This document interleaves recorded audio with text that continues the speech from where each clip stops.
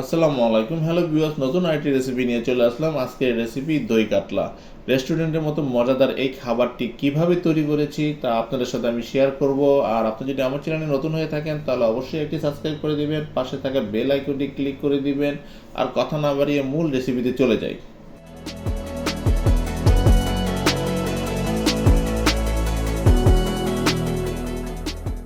আমি একটি পাত্র নিয়ে নিচ্ছি, তার ভিতরে 5-6টি মাছ দিয়ে দিচ্ছি। মাছটা ভালো করে ধুয়ে কেটে নিয়েছি। স্বাদ মতো লবণ দিয়ে দিচ্ছি, সামান্য একটু হলুদের গুঁড়ো দিয়ে দিব এবং এটাকে ভালো করে ম্যারিনেট করে নেব। হাত দিয়ে মশলাগুলো মাছের সাথে ভালো করে মাখিয়ে নিচ্ছি।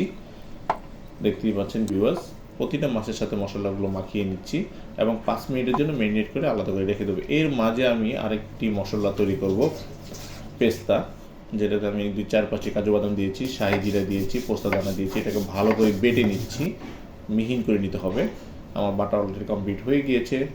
আমি আরেকটি পাত্র নিয়েছি, তার ভিতরে পরিমাণ মতো সয়াবিন তেল দিয়ে দিচ্ছি এবং যে মাছগুলো ম্যারিনেট করে রেখেছিলাম সেই মাছগুলো আমি তেলের পাত্রে দিয়ে দিচ্ছি। তেলটা একটু গরম হওয়ার পরে কিন্তু মাছগুলো দিয়ে দিতে হবে।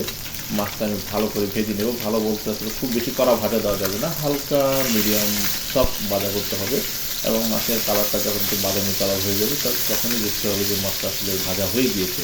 দেখতে পাচ্ছেন মাছগুলো উল্টে দিয়েছি, আমার উল্টিতে দুই পিঠি মোটামুটি ভাজা হয়ে গিয়েছে। আমি এখন একটি পাত্রের থেকে তুলে নেব। ভিউয়ার্স দেখতে পাচ্ছেন আমি কিন্তু মাছগুলো তুলে নিয়েছি। কালারটা কত সুন্দর হয়েছে, অ্যাকুরেট কালারটা আসছে। আমি আরেকটি পাত্র নিয়েছি, যে মাছটা ভাজেছিলাম যে পাত্রে, ওই পাত্রটাই কিন্তু আমি আবার পেঁয়াজ ও কাঁচামরিচ বাটা দিয়ে দিচ্ছি।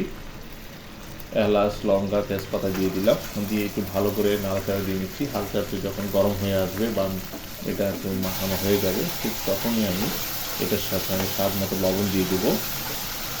স্বাদ মতো লবণ দিয়ে দিচ্ছি এবং হালকা করে নাড়াচাড়া দিয়ে দিচ্ছি 2-1 মিনিটের মতো। চুলাটা কিন্তু মিডিয়াম ফ্লেমে রাখতে হবে। আদা রসুন বাটা দিয়ে দিচ্ছি। আদা রসুন বাটা দিয়ে এটাকে আবার একটু নাড়াচাড়া দিয়ে মশলাগুলোর সাথে কষিয়ে নেব।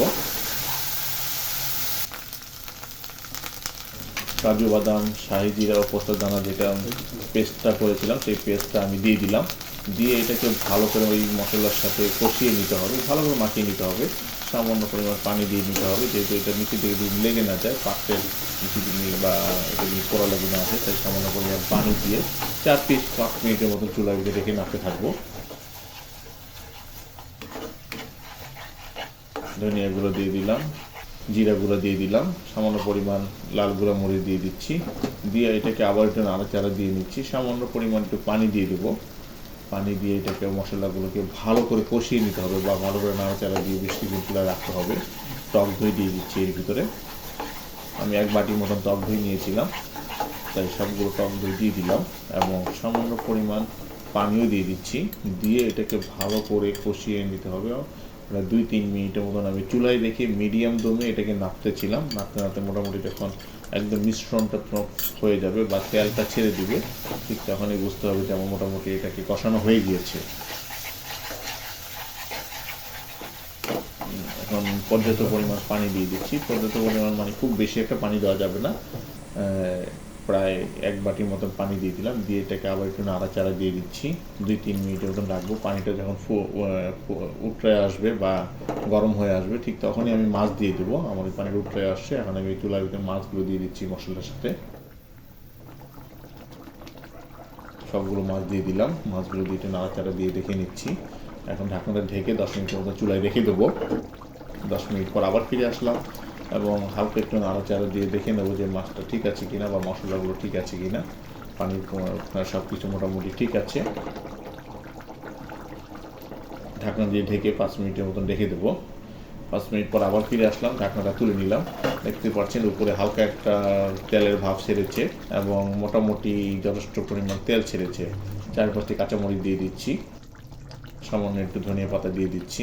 দিয়ে এটাকে ঢাকনা দিয়ে ঢেকে 5 মিনিটের মতো চুলায় রেখে দেবো। 5 মিনিট পর আবার ফিরে আসলাম, ঢাকনাটা তুলে নিচ্ছি। এবার হালকা একটু নাড়াচাড়া দিয়ে দেবো। আমার কিন্তু মোটামুটি দই কাতলা যেটাকে বলি যে তরকারিটা হয়ে গিয়েছে। দেখতেই পাচ্ছেন আমার ঝোলটা কমে আসছে, খুব বেশি একটা পানি কমায় নেই, ঘনত্ব হয়ে আসছে। এখন এটা আমি চুলা থেকে নামিয়ে নেব। যেহেতু আমার দই কাতলাটা কমপ্লিট হয়ে গিয়েছে, এটা রেস্টুরেন্টের মতো মজাদার একটি খাবার তৈরি হয়েছে। অন্য একটি পাত্রে পরিবেশন করব। দেখতে পাচ্ছেন কি সুন্দর কালারটা আসছে এবং কি পরিমাণ তেল ছেড়েছে। দই কাতলাটা এরকম একটি রেসিপি তৈরি করে আপনি অবশ্যই খাবার খেতে পারেন। আর আপনি আমার চ্যানেলে অবশ্যই যদি নতুন হয়ে থাকেন তাহলে সাবস্ক্রাইব করে রাখবেন, বন্ধুর সাথে শেয়ার করবেন, লাইক দিবেন, কমেন্টস করবেন। সামনের সপ্তাহে নতুন কোনো একটি রেসিপি নিয়ে চলে আসবো। আজকে এখানে বিদায় নিচ্ছি। খোদা হাফেজ।